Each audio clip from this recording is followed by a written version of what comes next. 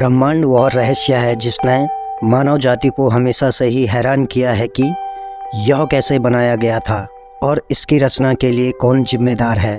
सनातन धर्म में इसके बारे में कई सिद्धांत हैं जो बताते हैं कि प्राचीन काल में ब्रह्मांड कैसे निर्मित हुआ था। तो चलिए कुछ ऐसे सिद्धांतों के बारे में जानते हैं। वीडियो को शुरू करने से पहले अगर आप हमारे चैनल पर नए हैं तो वीडियो को लाइक और चैनल को सब्सक्राइब जरूर करें, क्योंकि हम हिंदू धर्म से संबंधित जानकारी आप तक पहुंचाते रहते हैं। सनातन धर्म में ब्रह्मांड ही एक अकेला जगत नहीं है, वहाँ अनंत संख्या में ब्रह्मांड बने हुए हैं जो निरंतर उत्पन्न और नष्ट हो रहे हैं। अर्थात हम एक ऐसे मल्टीवर्स में निवास करते हैं जिसमें एक ब्रह्मांड अंतिम रूप में नष्ट हो जाएगा, लेकिन हमारे ही ब्रह्मांड जैसे अन्य ब्रह्मांड मौजूद हैं जिसे हम मल्टीवर्स कहते हैं, वो जीवित रहता है। भगवान विष्णु मल्टीवर्स में पहले से ही अवतरित हैं। सनातन धर्म के अनुसार भगवान विष्णु ब्रह्मांड के निर्माण से पहले लौकिक महासागर में सोए हुए थे। उनका बिस्तर एक विशाल सर्प है जिसमें हजारों फन हैं। ब्रह्मांड को भूतकाल में 3 भूमिकाओं की त्रिकरणीय प्रक्रिया के द्वारा बनाया गया है, जिसमें सृष्टिकर्ता, पालक और संहारक हैं। भगवान विष्णु पालक हैं, भगवान ब्रह्म सृष्टिकर्ता हैं और भगवान शिव संहारक हैं। ब्रह्मांड को भगवान विष्णु के कर्मों के माध्यम से उत्पन्न किया गया है, जिन्होंने नींद में सोते हुए अपने नाभि से एक कमल को खिलाया।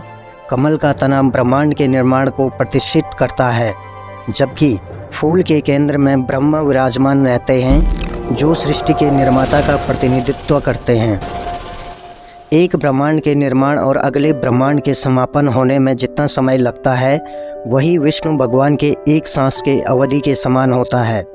जब वह सांस छोड़ते हैं तो हजारों ब्रह्मांड उत्पन्न होते हैं और प्रत्येक में एक नया ब्रह्म जन्म लेता है। जब भगवान विष्णु सांस लेते हैं तब सभी ब्रह्मांड इसके अंदर खींच लिए जाते हैं और ब्रह्म समाप्त हो जाते हैं। ब्रह्म सभी जीवन रूपों को रिप्रेजेंट करते हैं और उन्हें जिम्मेदारी सौंपी जाती है कि वे भौतिक दुनिया को संचालित करें जिसमें हम रहते हैं। भगवान विष्णु अनंत मल्टीवर्स के प्रतीक हैं। उन्हें सभी ब्रह्मांडों में जीवन को जारी रखने की जिम्मेदारी सौंपी जाती है। ब्रह्मा हमारे टेम्परेरी फिजिकल यूनिवर्स को रिप्रेजेंट करते हैं, जबकि विष्णु अनंत मल्टीवर्स को रिप्रेजेंट करते हैं जो कभी शुरू नहीं होता और ना ही अंत होता है। वर्तमान यूनिवर्स जहां हम रह रहे हैं यह परमानेंट नहीं है, वास्तव में यह भी टेम्परेरी है। ब्रह्मा केवल 100 वर्षों तक जीवित रहते हैं और फिर मर जाते हैं और फिर एक नई सृष्टि जन्म लेती है। ब्रह्मा 100 वर्षों के लिए जीवित रहते हैं और ब्रह्मा के प्रत्येक वर्ष में 360 दिन होते हैं।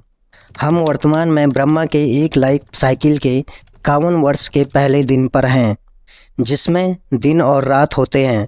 दिन में ब्रह्मा जी जीवन को रचते हैं और रात को उन्होंने जो जीवन सृजित किया है वह सभी उन्हीं में समाहित हो जाता है। इसलिए हम केवल ब्रह्मा के एक दिन के लिए यहाँ पर हैं, जो 51 वर्ष का पहला दिन है। सिर्फ एक दिन, लेकिन इसमें दुखी होने वाली कोई बात नहीं है। आपको वादा करता हूँ कि यह एक दिन भी बहुत लंबा दिन होने वाला है। अब हम टाइम मेजरमेंट के माध्यम से इसे समझते हैं। युग समय की विशाल इकाइयों में से एक है, जिसे हजारों से अरबों वर्षों में मापा जाता है।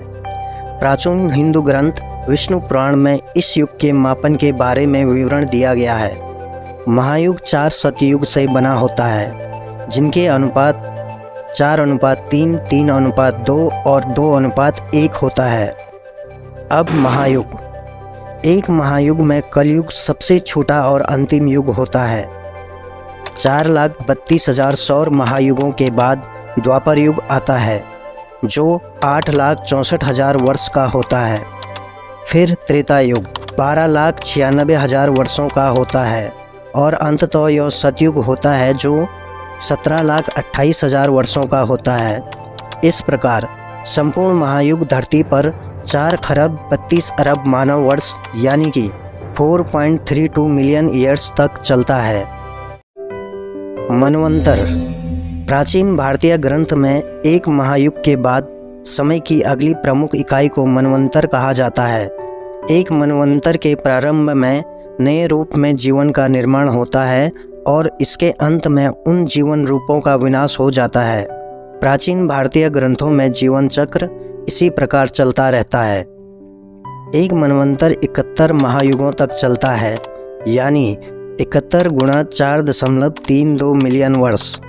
इसके अनुसार कुल मिलाकर लगभग 306.72 मिलियन वर्ष का समय होता है। इन प्राचीन ग्रंथों के अनुसार 306.72 मिलियन वर्ष के मूल्यांकन के बाद पृथ्वी पर संपूर्ण जीवन अंततः नष्ट हो जाएंगे। हैरान करने वाला तथ्य यह है कि लगभग 252 मिलियन वर्ष पहले पृथ्वी ने अपने सबसे बड़े प्रजाति संहार का सामना किया था। पृथ्वी पर अधिकांश प्रजातियां नष्ट हो गई, जिनमें लगभग 90 से 96% सभी कीड़े मकोड़े शामिल थे। यह पृथ्वी पर कीटों का एकमात्र महाप्रलय काल भी था। हर प्राणी जीवन के महाप्रलय के बाद एक रिकवरी पीरियड आती है, जिसे संधि काल कहते हैं। यह अवधि एक सतयुग या 1.728 मिलियन वर्ष तक चलती है। आधुनिक विज्ञान के नवीनतम आंकलन के अनुसार माना जाता है कि पर्मियन त्रियासिक प्रलय की घटना के बाद पृथ्वी पर जीवन के पुनरुद्धार के लिए लगभग 10 मिलियन वर्ष लगे हैं। ब्रह्मा या ब्रह्मांड के कल्प दिवस। ब्रह्मांड का भी एक दिन होता है। जैसे हमारी पृथ्वी पर दिन को कल्प कहा जाता है, वैसे ही एक कल्प में एक कालावधि कही जाती है, जो 14 मनवंतरों और उनके संधि काल के समान कहा जाता है। इस प्रकार एक कल्प में 40 मनवंतर और 15 संधि काल होते हैं। पहले मनवंतर से पहले के संधि काल में कोई जीवन अभी विकसित नहीं हुआ होता है। इससे एक कल्प की अवधि हुई 14 गुणा 306.27 मिलियन वर्ष प्लस 15 गुणा 1.728 मिलियन वर्ष, जो कि 4.32 अरब वर्ष होता है। यूनिवर्सल स्केल के अनुसार एक दिन 4.32 अरब वर्षों का बताया गया है। इस दिन को क्रिएशन या सृजन के रूप में जाना जाता है, जहां जीवन का निर्माण होता है, और एक रात्रि अवधि होती है जिसमें कोई क्रिएशन या निर्माण नहीं होता। इनमें से प्रत्येक अवधि भी 4.32 अरब वर्ष लंबी है। अर्थात यूनिवर्सल स्केल पर भगवान ब्रह्मा का एक दिन 8.64 अरब वर्ष का होता है। रोचक बात यह है कि आधुनिक वैज्ञानिक खोजों के अनुसार पृथ्वी पर पाए जाने वाले सबसे पुराने जीवाश्म 4.28 अरब वर्ष पुराना है। महाकल्प। यूनिवर्सल स्केल पर एक दिन को धरती की तुलना में दिन और वर्षों के समान बढ़ा दिया जाता है, ताकि एक मंथ यूनिवर्सल स्केल पर 30 कल्पों के बराबर हो, जो 30 यूनिवर्सल दिन होते हैं। यूनिवर्सल स्केल पर 100 वर्षों का ब्रह्मांड के जीवन काल के रूप में परिभाषित किया जाता है। इसे महाकल्प कहा जाता है। कहा जाता है कि एक ब्रह्मांड अपने 100 वर्ष की आयु के अंत में समाप्त हो जाता है। इस प्रकार पूरे ब्रह्मांड का जीवन काल होगा 8.64 गुणा 3 गुणा 12 गुणा 100 अरब वर्ष, जो लगभग 311.04 ट्रिलियन वर्ष के बराबर होता है। प्राचीन भारतीय ग्रंथों के अनुसार ब्रह्मांड अपने 51 वर्ष के पहले दिन पर है। इस दिन के दौरान हम 7वें मनवंतर के 28वें महायुग के कलयुग में हैं, तो हम फिर से गणनाओं पर वापस आ गए हैं। प्राचीन भारतीय ग्रंथों के अनुसार ब्रह्मांड की आयु 50 ब्राह्मणी वर्ष यानी कि यूनिवर्सल ईयर प्लस 6 मनवंतर प्लस 7 संधिकाल प्लस 28 महायुग के बराबर हुई, जहां पर 50 यूनिवर्सल ईयर होंगे 8.64 गुणा 30 गुणा 12 गुणा 50 अरब वर्ष, यानी कि 1,55,520 अरब वर्ष, और 6 मनवंतर होंगे 6 गुणा 306.72 मिलियन वर्ष, और इसी प्रकार 7 संधिकाल जो कि होंगे 7 गुणा 1.728 मिलियन वर्ष, यानी कि 12.096 मिलियन वर्ष, और 28 महायुग होंगे 28 गुणा 4.32 मिलियन वर्ष, जो कि होते हैं 120.96 मिलियन वर्ष। इस प्रकार प्राचीन हिंदू ग्रंथों के अनुसार ब्रह्मांड की आयु 157.49 ट्रिलियन वर्ष की है।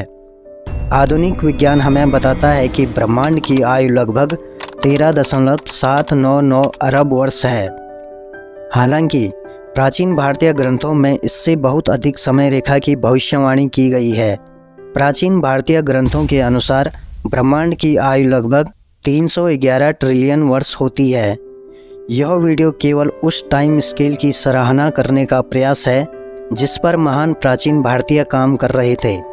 हमें कोई भी दूसरी ऐसी प्राचीन सभ्यता नहीं मिली जो अरबों या ट्रिलियंस की गणनाओं के बारे में बात करते हों या फिर जानकारी रखते हों, परंतु भारतीय संस्कृति में इतने बड़े समय अवधि के लिए विशेष नाम दिए गए हैं। जैसे कि प्रसिद्ध अमेरिकी कॉस्मोलॉजिस्ट कार्ल सैगन ने कहा, हिंदू धर्म दुनिया के महान धर्मों में से एक है जो इस विचार को समर्पित है कि ब्रह्मांड स्वयं एक विशाल वास्तव में अनंत संख्या में मृत्यु और पुनर्जन्म से गुजरता है। यह एकमात्र ऐसा धर्म है जिसमें समय के पैमाने आधुनिक साइंटिफिक कॉस्मोलॉजी के अनुरूप हैं। इसका चक्र हमारे सामान्य दिन और रात से ब्रह्मा के दिन और रात तक चलता है, जो 8.64 अरब वर्ष लंबा है। यह पृथ्वी या सूर्य की आयु से लंबा है और बिग बैंग के बाद के समय के लगभग आधा हिस्सा है। आशा है कि आपको वीडियो अच्छी लगी होगी। हमारा लक्ष्य धर्म में किए गए कर्म की जानकारी आप तक पहुंचाना है और पहुंचाते रहेंगे। वीडियो को लाइक, शेयर और चैनल को सब्सक्राइब जरूर करें। धन्यवाद। जय हिंद।